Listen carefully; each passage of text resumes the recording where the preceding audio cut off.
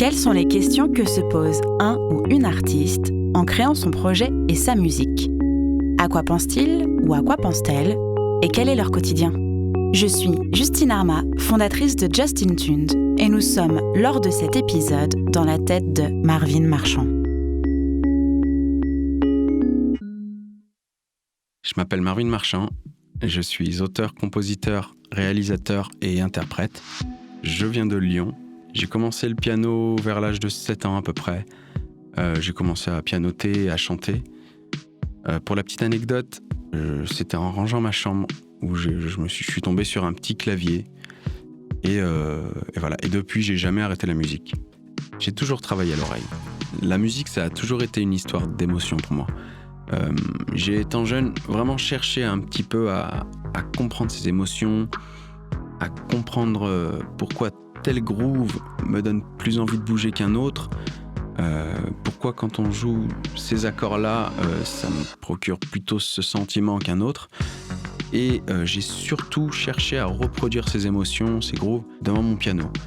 Donc, par la force des choses, je me suis tourné vraiment vers le côté réalisateur. J'ai travaillé avec Tom Ace, avec Shep Tariq et d'autres artistes. On a fait vraiment des beaux projets. J'ai eu l'occasion de travailler dans pas mal de studios avec des équipes différentes. Avec Tom Ace, on a pu vraiment amener même le projet en maison de disque. Voilà, bon, malheureusement, ça n'a pas abouti comme on l'espérait. Mais voilà, on a fait du super boulot. J'adore pouvoir m'adapter à plusieurs artistes, m'adapter à plusieurs styles, travailler les sonorités et tout ça.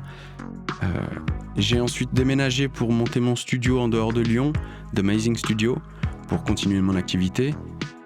Et aujourd'hui, je reviens à la base et à ce besoin de créer mon projet perso. Et là, c'est le gros bordel.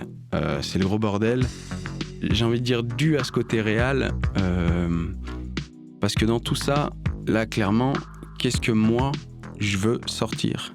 Qu'est-ce que moi, j'ai envie de créer comme projet? Quel style? Qu'est-ce que je veux mettre en avant? Ça, pour moi, c'est le casse-tête. C'est le vrai casse-tête. Dans la réal, on s'adapte beaucoup au style et on aime s'adapter à plusieurs styles différents. Quel genre, quel style et quelle sonorité vont correspondre à mon message, en fait, à ce que j'ai envie de sortir? Et voilà, je travaille à me découvrir.